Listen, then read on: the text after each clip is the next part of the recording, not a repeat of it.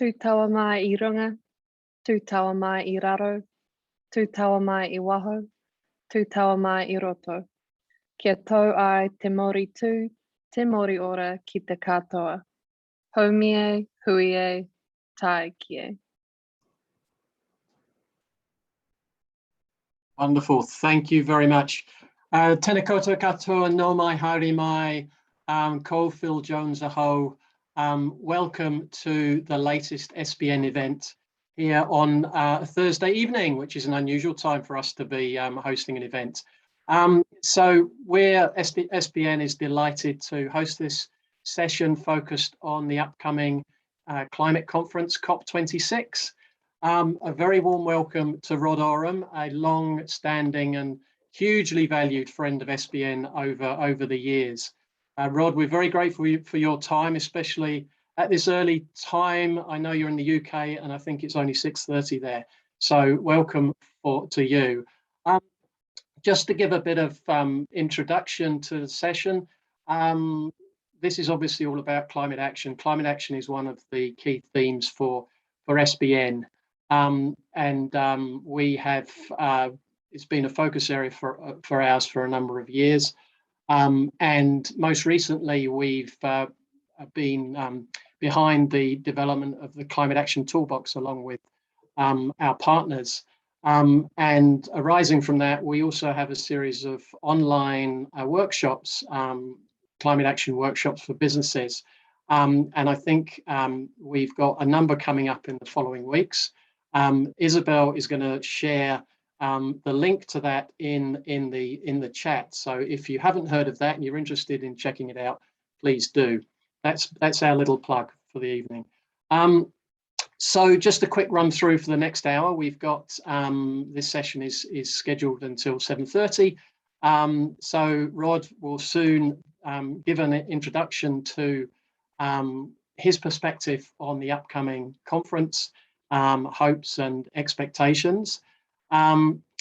In terms of, and then I think Rod will talk for probably about half an hour, and then we'll have plenty of time for questions. So please, as you think of questions as Rod's talking, please put them in the Q&A.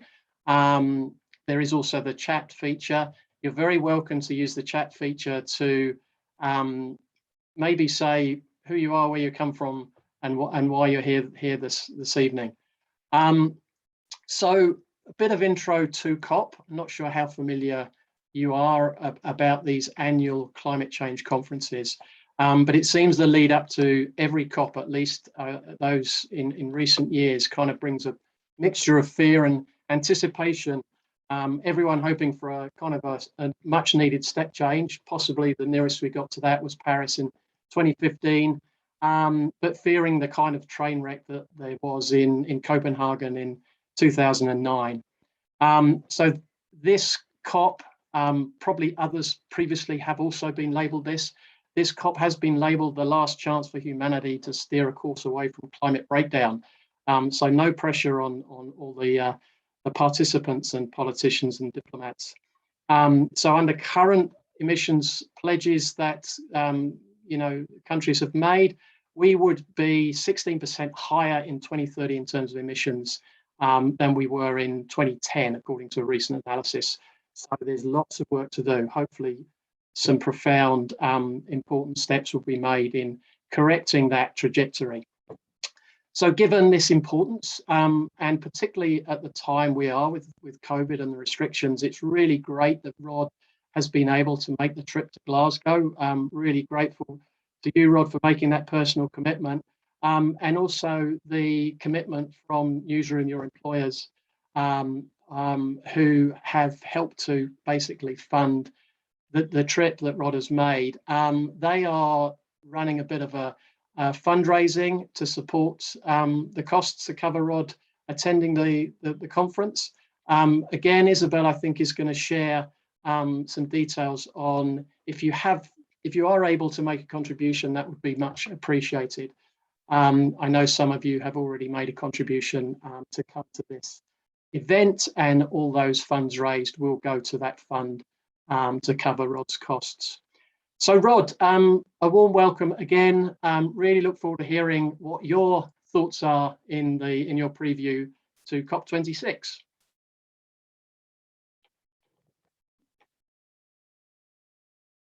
Rod, you're on mute, sorry. Thank you.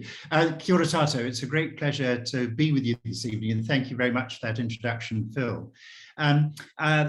When we came up with the title for today's webinar, I thought I was going to be actually in Glasgow, but I'm one day behind schedule.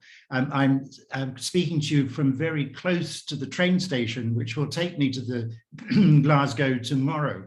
So it's Rod live from almost a COP in time and space, but I hope you'll forgive us that slight adjustment there. And let me share the screen, and then I'll jump straight into some slides.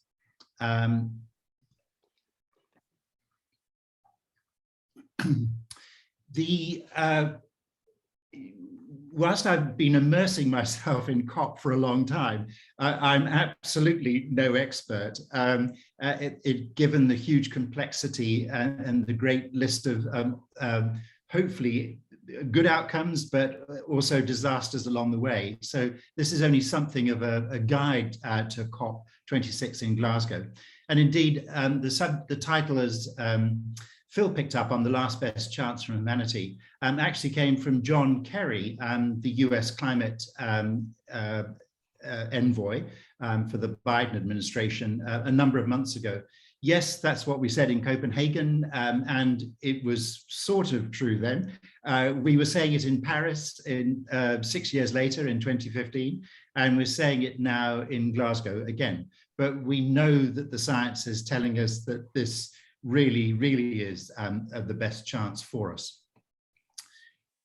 I'm going to do what might seem a slightly strange thing to do. I'm going to give you my pepeha.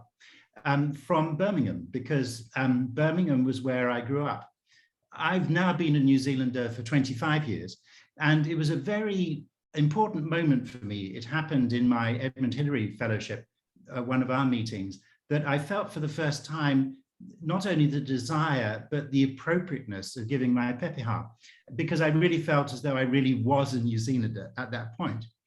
But where you come from is obviously so important, because it so much shapes and conditions where you might go in the future for good, and of course, sometimes not so good. So there are Birmingham references in here. So I just want to start by tēnā tātou te whānau, to tahu tahu korore tēnei, ko Licky Hills te puke kororo, ko Rei te awa, ko Brummy te iwi, ko Birmingham te papakainga, ko Oram te whānau, ko Rod toko Ngoa, ko Cathay Pacific 747-400 jet te waka. Ito 1997 I hunoko o ki Aotearoa, ki te noho au ki Koimarama, ko Lynn taku hoa rangatira, ko Celeste taku tamahine, he kaparoko o he panongo o ki oto tato matua nui I Turangi. Nore tenakoto, tenakoto tato katoa. Two references, well, more than the two references. That's the Licky Hills. That's a picture I took when I first arrived here a month ago, looking back into the city about 15 kilometers away. That big brown patch was the huge Austin Morris car making complex at Longbridge. The last car to be made there about 5 years ago was a Chinese car, a Chinese made MG, shipped as a kit from Shanghai and reassembled there. To the right, half the redevelopment is all shops and housing. Who knows yet what might turn up on that big brown patch in the middle. This is the River Ray, a modest little river. This is where it is about to flow under the old Longbridge car plant, because this is a river that's much channeled. It has a few natural stages in its upper reaches, but then it very quickly becomes channeled in the city. And yet this is where Birmingham started. In the pre-industrial revolution, the River Ray powered an amazing network of mills, not just mills to grind corn and wheat, but also mills to water power to drive industrial process as well. That's through the park I grew up in, Cannon Hill Park, a lovely big park, a gift of Victorian entrepreneurs to the city. And that's where it is downtown, almost where it meets the River Tame, and by the big motorway junction, Spaghetti Junction. And yet this is where an Anglian tribe going back many thousands of years, the Biorma tribe, settled, and that was the beginning of Birmingham, a long way back. So that's a little bit about the history. And another big bit about the history for me is this. This is the economic center of gravity of the world. And you can see how over the years from 1 AD, it moved up towards Europe, and it reached its apogee in Europe around about Iceland because of the great pull of North America in the year I was born. But since then, it's been moving very fast back towards China. And I've been a business journalist now almost 50 years, and I made my first trip as a journalist to China in 1979. And so that huge sweep of history, Birmingham once called itself the workshop of the world when I was growing up, but now arguably that's its sister city in China, Guangzhou. That huge sweep of history. But Birmingham is still making its future, a new future, and in many ways a much more sustainable one. So on to COP. You will have probably seen this extraordinary quote from the UN Secretary General Antonio Guterres back at the end of last year. We're facing a devastating pandemic, new heights of global heating, new lows of ecological degradation, and new setbacks in our work towards global goals for more equitable, inclusive, and sustainable development. To put it simply, the state of the planet is broken. Dear friends, humanity is waging war on nature. This is suicidal. So, COP26, uniting the world to tackle climate change. Well, all good, but the uniting bit's the hardest. The UK as host country, technically co-host with Italy, but Italy did the pre-COP meetings. They will have a role in Glasgow, but a less significant one. I won't dwell on the detail because I'll send this PDF around afterwards, but just the headlines. To secure global net zero by mid-century and keep 1.5 degrees within reach. So that's the NDCs, primarily. Adapt to protect communities and natural habitats. That's fine, but there's not a great deal in the program about that. In fact, I was just writing about that last night for my newsroom column, which is going to be published tomorrow morning, your time, about the role of biodiversity at COP. So on newsroom, either on Pro or when it goes free, my piece goes free at the weekend, you'll see a long column about biodiversity. Mobilize finance. The key thing here is to complete a pledge that developed countries made at Paris in 2015, about 100 billion US a year to climate finance for developed countries. I'll come back to that later, and that's not going well. And then work together to deliver. That's a big umbrella, but there's a lot of that's around the Paris rulebook. More about that later. NDCs. This is the report from the UN of the figures for July 30th, reported just a month ago and updated on Tuesday of this week. So as of September 17, 86 updated NDCs covered a good proportion of the parties to COP, but only barely half global greenhouse gas emissions. Of those, there is a lot of talk of carbon neutrality by 2050, as indeed New Zealand does. And if these countries met their goals, it could help ramp up interim cuts in emissions by about 26% by 2030, which would be good. But again, these are aspirations rather than trajectories and concrete plans. But if you aggregate all the NDCs as of September 17, as Phil mentioned, that's a 16% rise in emissions by 2030, when we actually need to achieve about a 45% reduction across the planet by 2030 to have a reasonable trajectory towards net zero. And that's that would bake in a 2.7 degree temperature rise. Now, on Tuesday, the last roundup of subsequent NDCs were out, and that only closed that very big gap on emissions by about 1/7. So it hardly moved the needle from that earlier report in September. And then, of course, we still don't know what our NDC is. I'm very keen to hear what you're hearing on the ground in New Zealand as to when that might be out, and whether it will significantly lift our ambition from the pledge we made at Paris in 2015.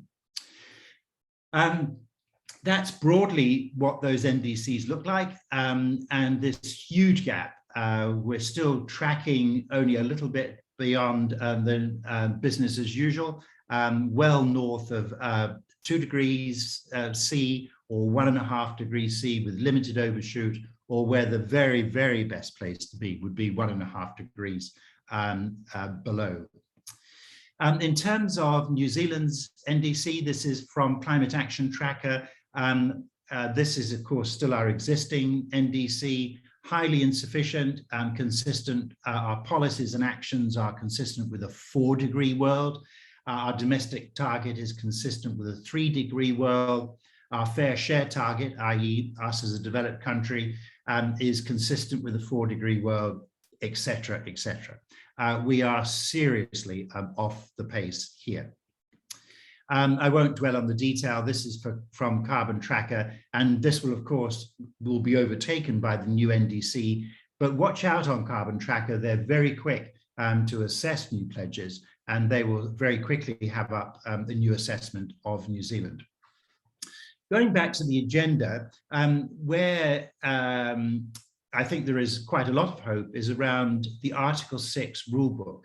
And this would be to, if you like, operationalize the Paris Agreement.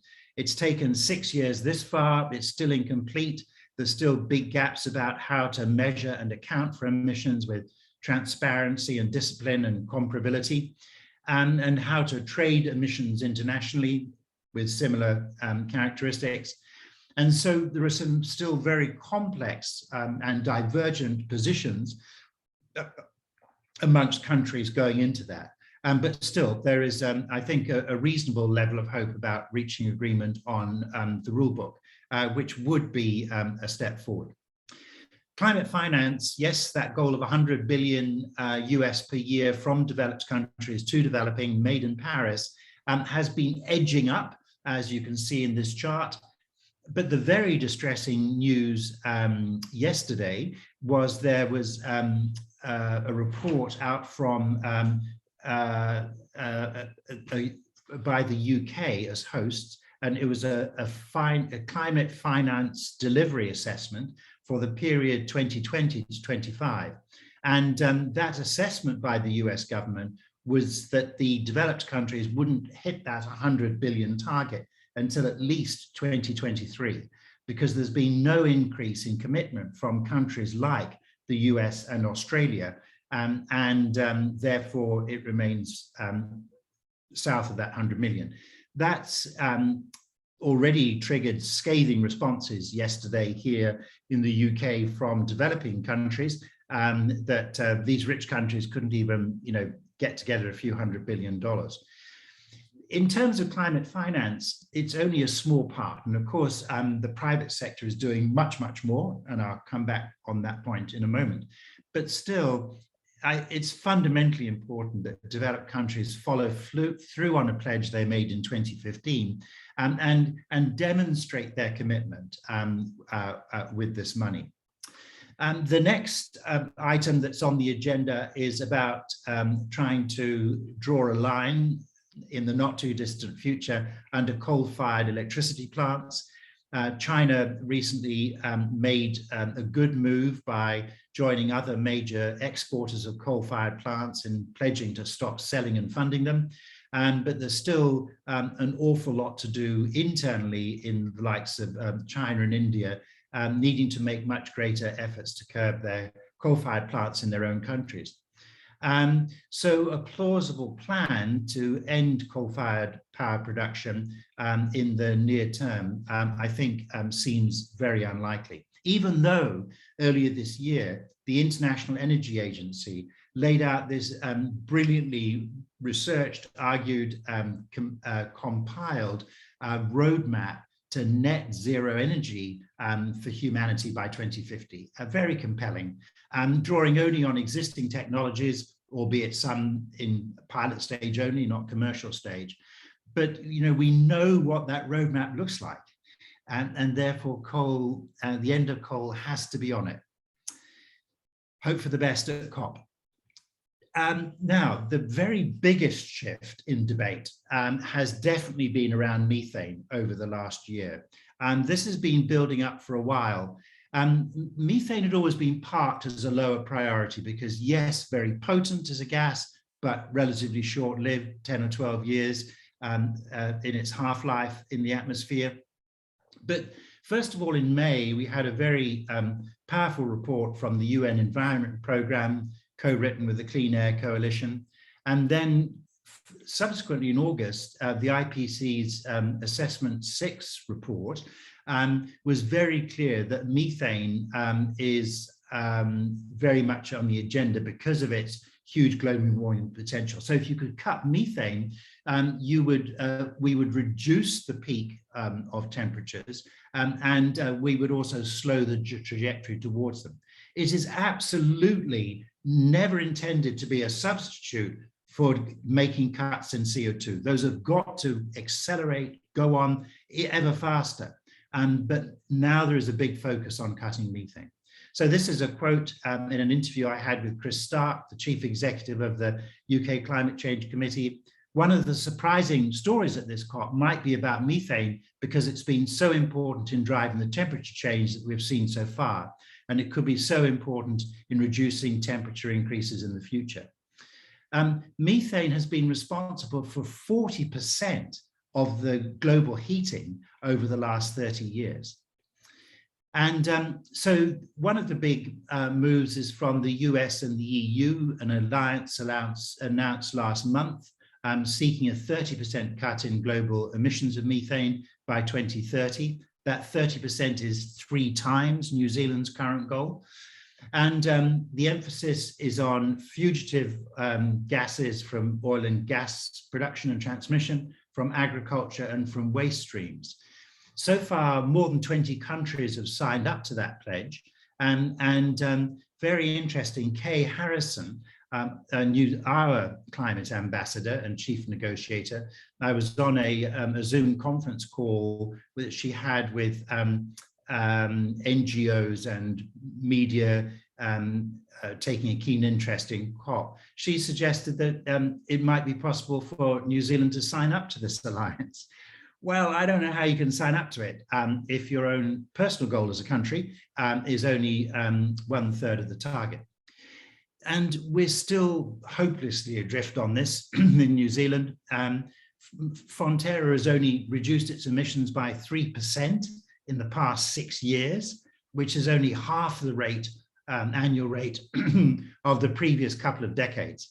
And Fonterra has still not set any target on methane on its own farmers' emissions.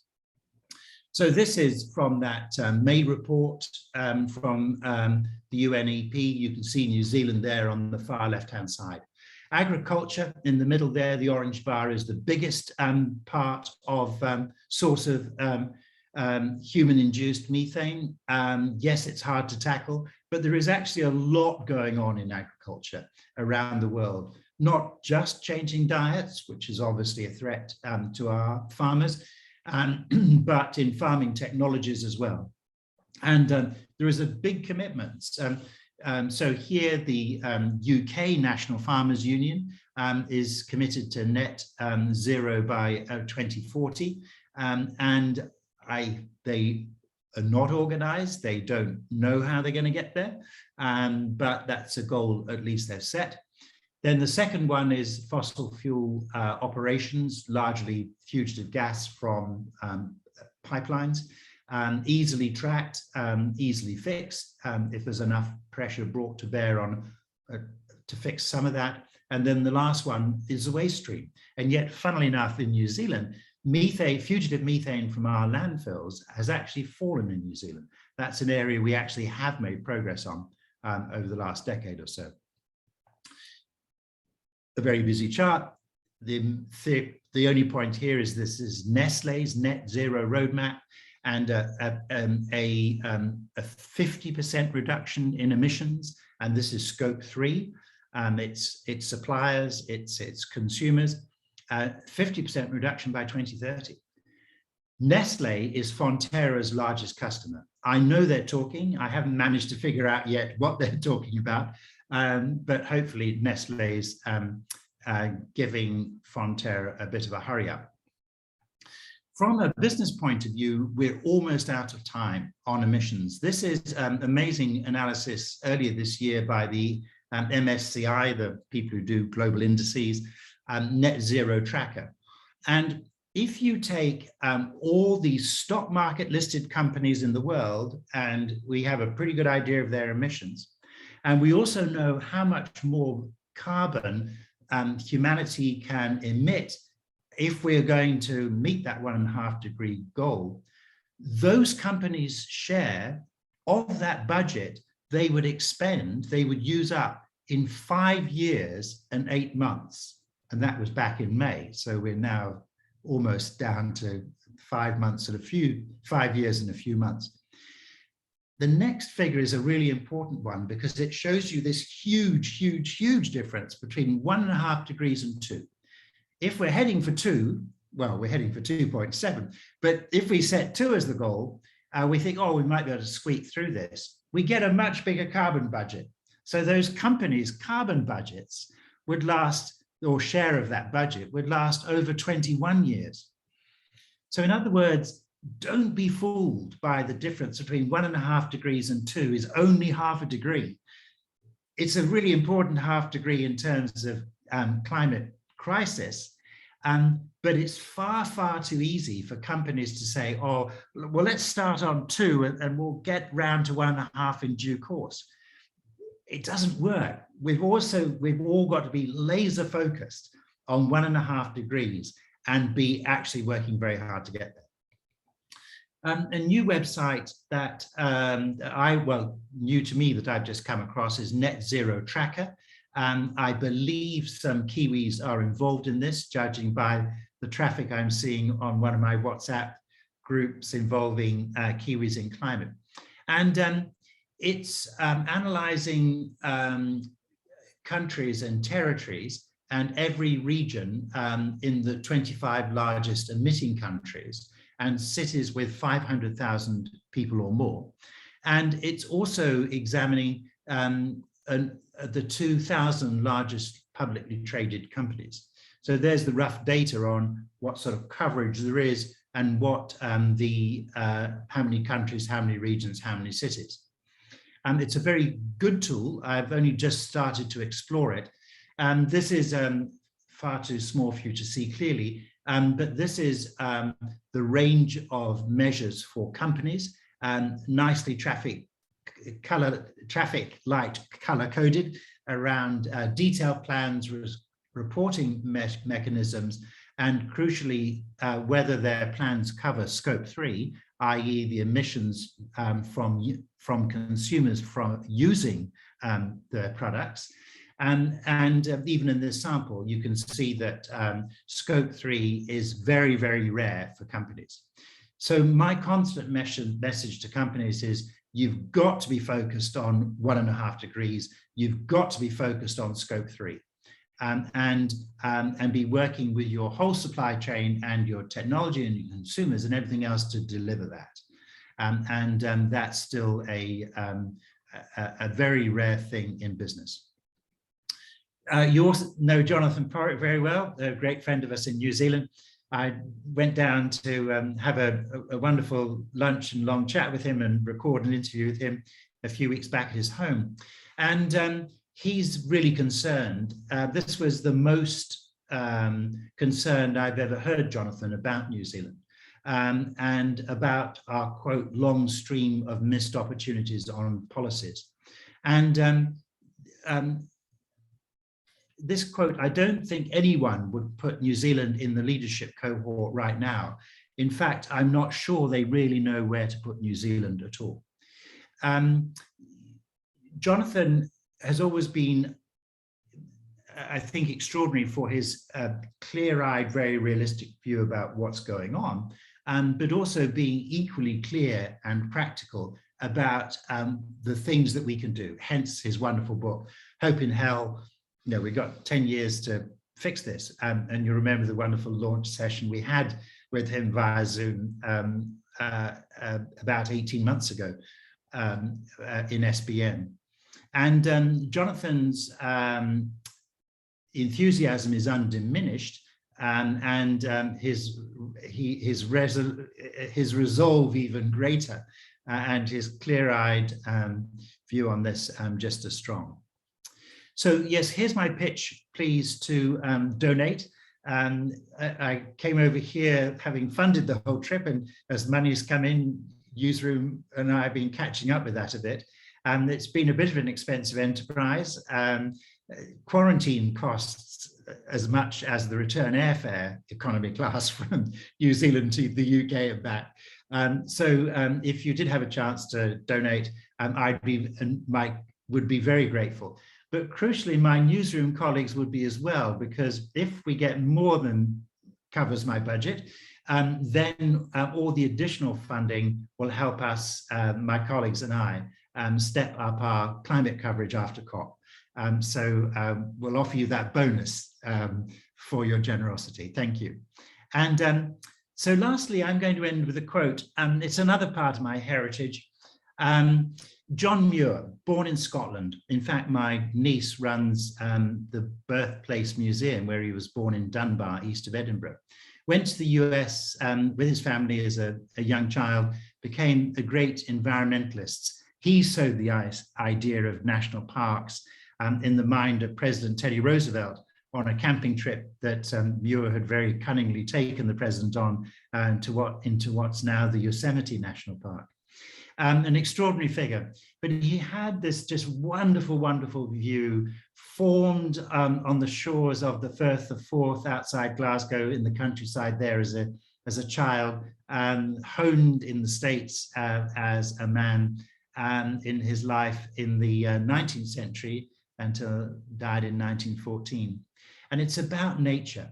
And I think this is so important for us to understand that everything we do has to work with nature and not against it. Otherwise, we're plain not going to solve these enormous challenges. So this is his wonderful quote: when we try to pick out anything by itself, we find it hitched to everything else in the universe. Thank you very much indeed. Fantastic, Rod. Thank you very much. I'm off mute. Good. Wonderful. There is so much there to cover. We could probably talk all evening, but we've got about 20 minutes or so. There have been a few questions come through on the Q&A. If you have got a burning question, please drop it in the Q&A. We'd love to cover as many questions as we can.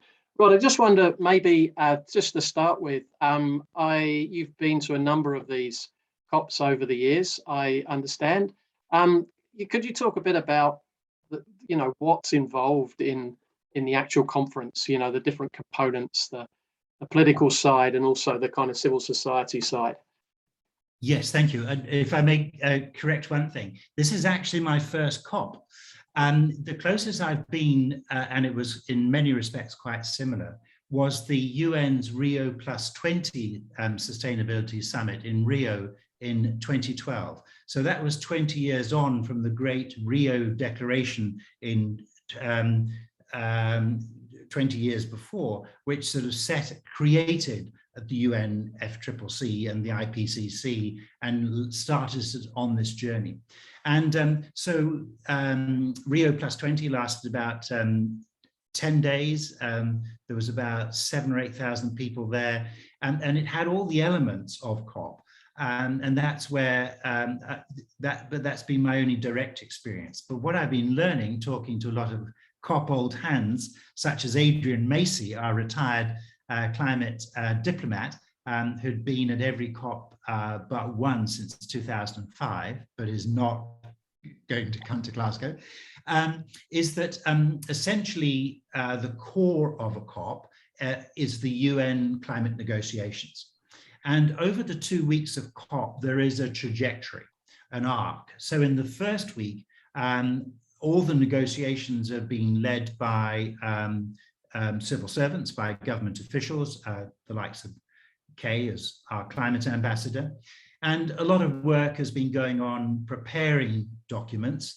Some of the documents are quite well fledged out, except for square brackets with disputed text still to be decided. Inevitably, they will work hard on that next week. But by the end of next week, you'll start to see lots of reports in the media saying, oh, you know, crisis, you know, the things are failure, they're not getting anywhere. And so that's where on week 2, the politicians step in. And so that's when climate ministers like James Shaw or heads of state get involved. And that's where the real horse trading, bang your heads together happens.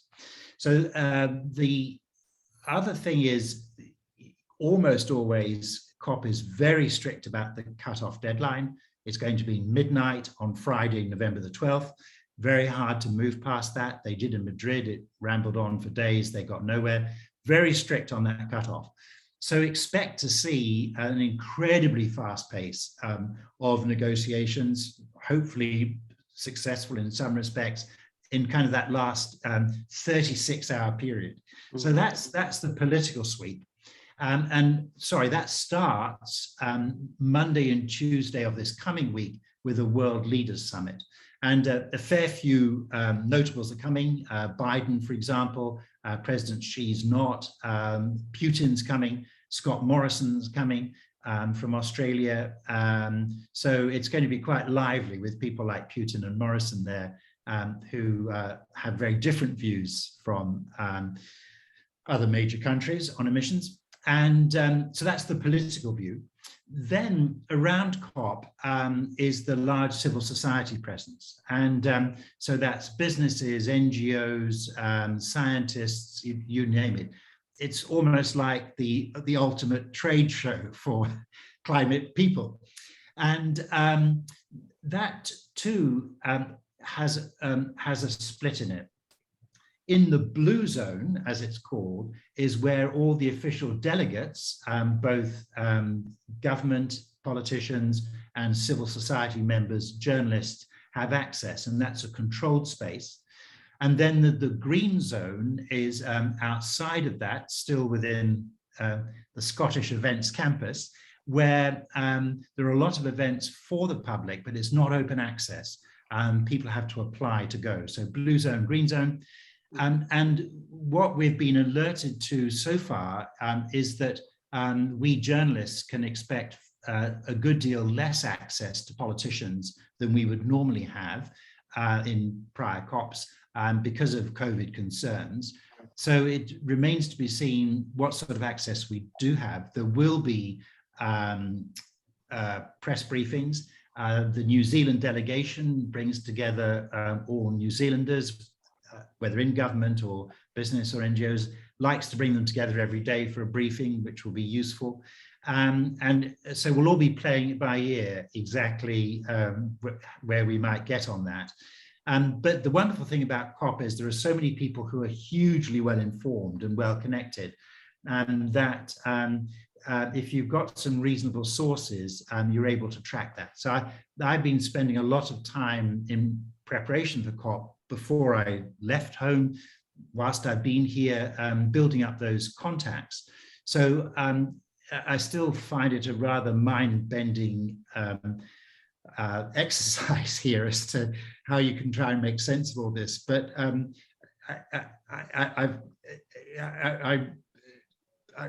hopeful I can make a bit of progress on this. There's 25,000 who are going to be part of the various proceedings. Yeah. Wonderful. Yes, it's going to be, it's that political brinkmanship almost, isn't it? In that last day and those last hours. It all seems to culminate in horse trading right in the last hours. We've had some really great questions. So let me dig into those.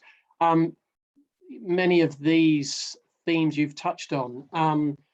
The first one, Rod, is in terms of Article 6 and carbon markets.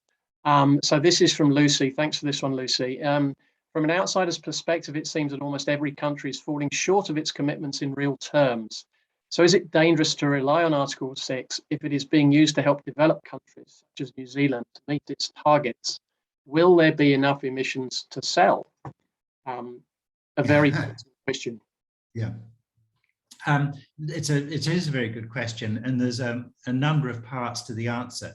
The first one is, as the price of carbon rises and as there are more opportunities to trade emissions, you'll find that the supply of emissions will rise too. So the market will work well in that sense.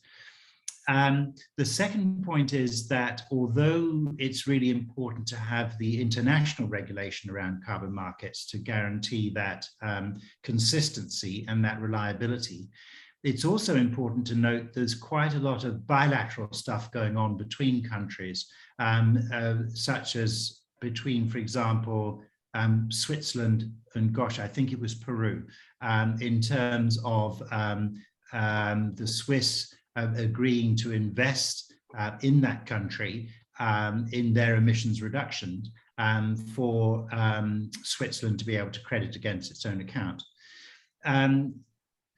It's still not entirely clear quite how New Zealand's going to be approaching that. We're obviously leaving the opportunity open to be able to buy such international credits. But I think many of us would see the logic of insisting that we, whilst we're helping our friends and neighbors, particularly in the Pacific, but we're also at the same time working very, very hard on our own emissions. And so speaking personally, I do believe in the benefit of having a price on carbon and being able to price carbon, but I'm not a fan of countries paying others to do the work they should be doing in their own country. Totally, and the the latest consultation document that came out for the emissions reduction plan, that's signalling that we're not even going to meet the pretty modest targets over the next 5 years, based on current policies, and so suggesting we're going to have an even more onerous need for carbon credits. So we really can't go down that road. Another good one. This is related to behaviour change and opportunity. So Michelle Kennedy, changes to the food system are the biggest ways we can address climate change, and there are a significant amount of co-benefits involved. It seems like we need to change the rhetoric around it rather than looking at the change required as a negative. Yeah. How do we change the conversation from burdens to opportunities? Thank you. That is a fabulous question that's very much on my mind, because I'm trying to be both the strong-eyed dog standing there saying, do not come this way, the hunter way, so go, yeah, let's go this way. So reframing that is hugely important. I think one of the things that has helped me personally on that was a very influential piece that came out earlier a few months ago, describing the switch from the pain of dealing with climate crisis to the gain. So a large theme about all these negotiations, it's what's made the negotiation so hard, is how do we share that burden of the pain, and particularly what's the role of developed countries in helping developing countries. but the technology, the economics, the awareness, the science are all moving on so fast, we can see the gains. So I think it's really, really important to be focusing on those gains and understand about how we can spread those gains more widely. And I think that's a fundamental change of perspective that helps. Having said that, I think we have to be, I know we have to be incredibly cautious, not cautious, absolutely resist the sort of bland nonsense that Boris Johnson came out with, Prime Minister here in the UK, in announcing the UK's very substantial net zero strategy last week.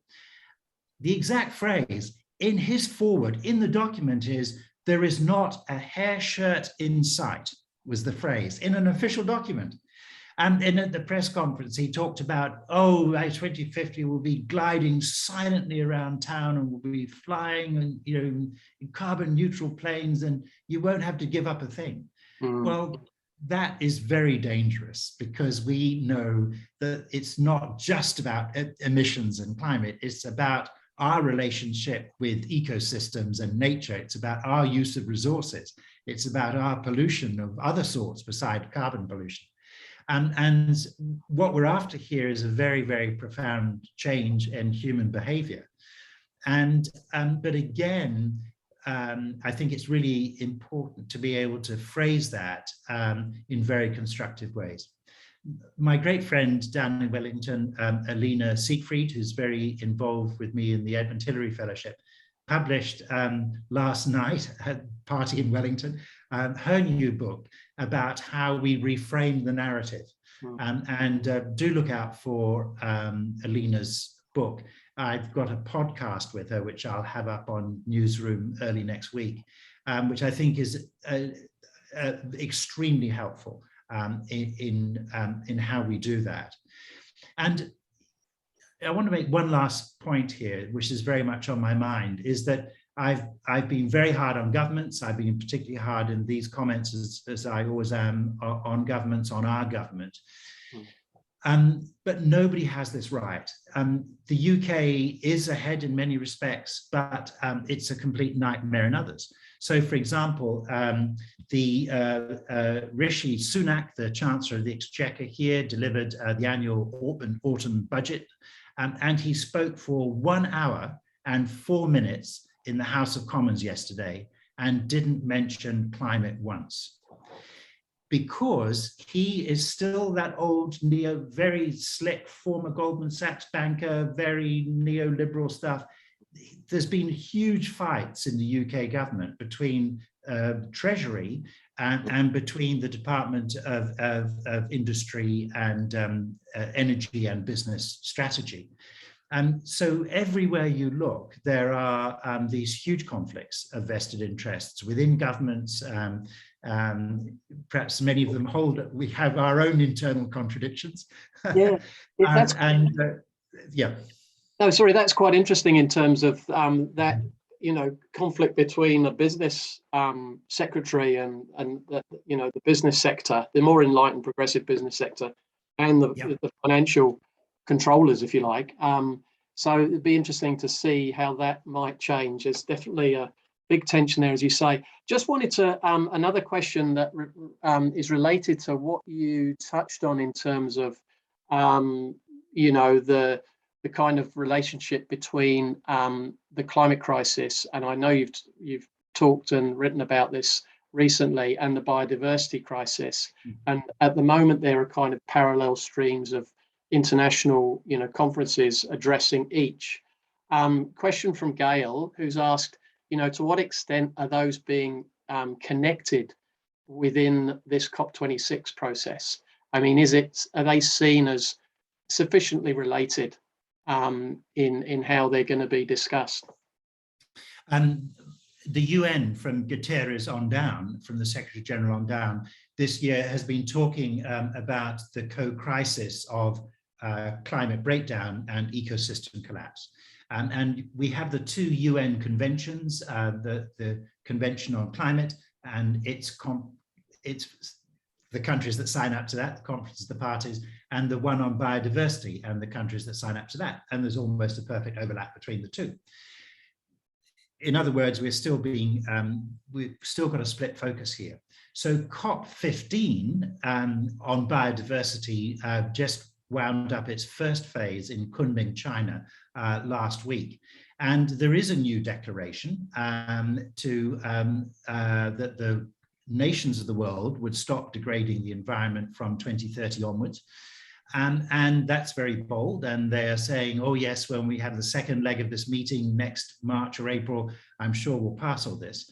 Well, the fact is, 10 years ago, the biodiversity COP agreed what were known as the Aichi targets, because they signed those in Aichi, Japan. 16 of them, they have not met a single one of them.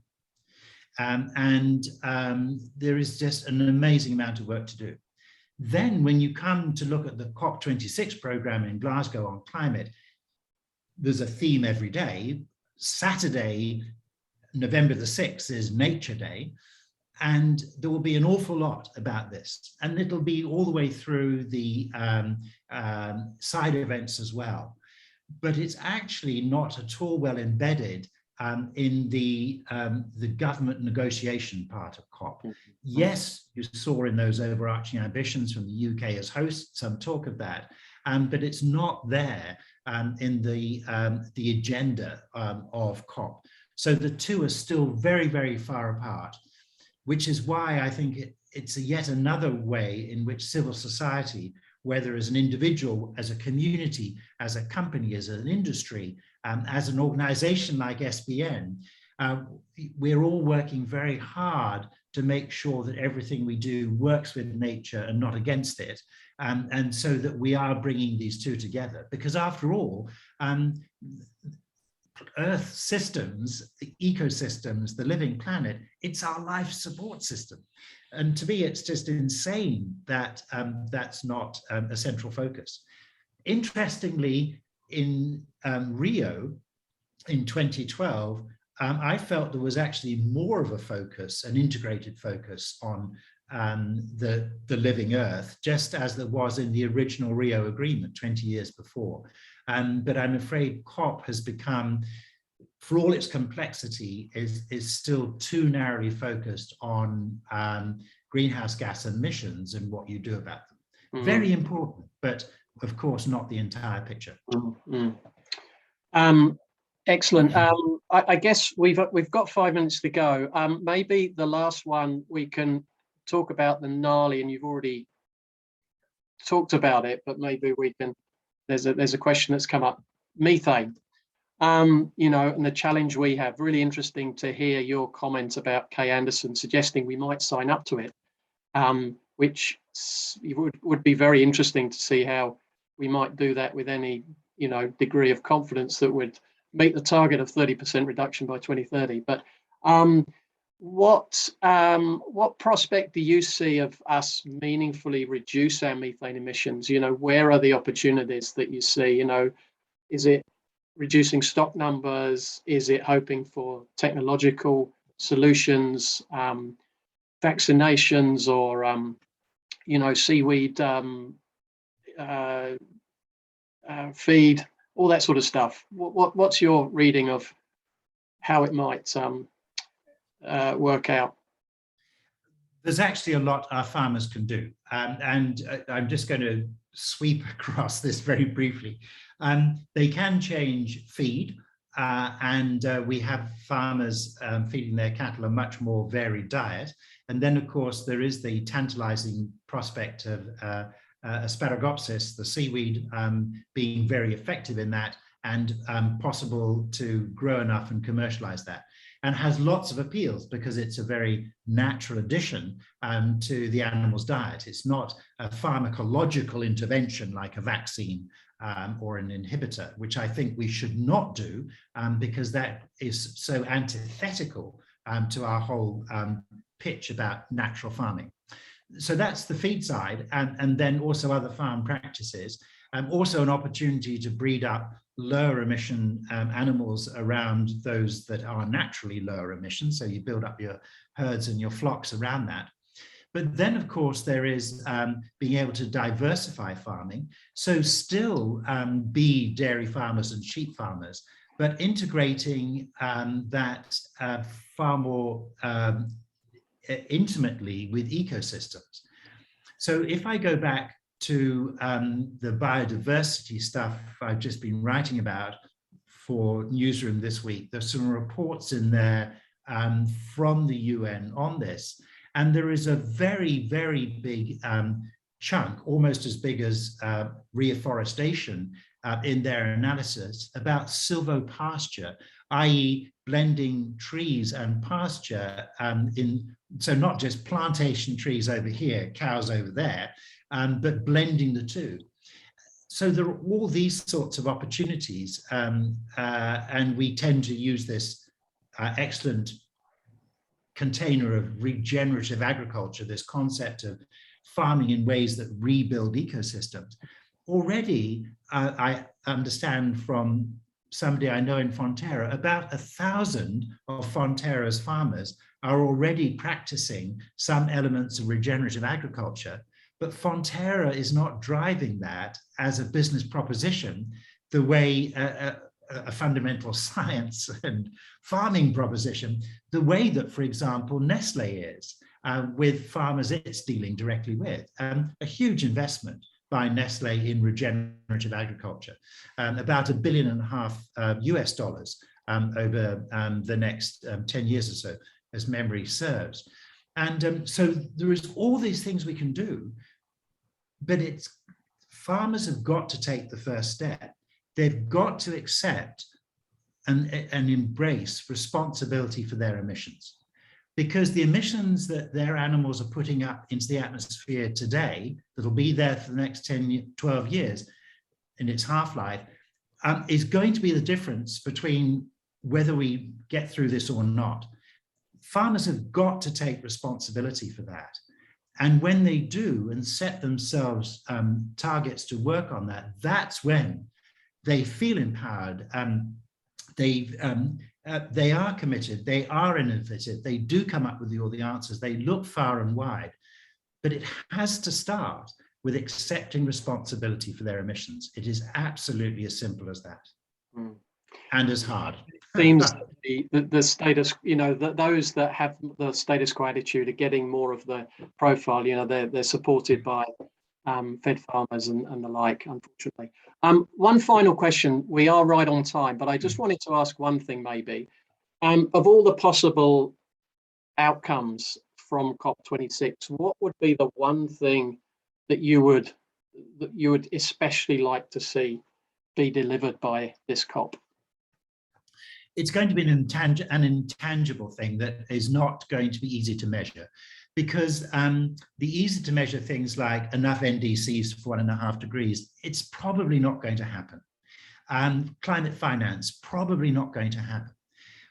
But whilst those are important, because those global frameworks are absolutely essential to help coordinate what's going on, for me, the most amazing thing that would happen is that people would come away from COP, and indeed people watching COP from afar, going, okay, that's the reality of the political process. More work to be done, but there is still so much we can do in the meantime.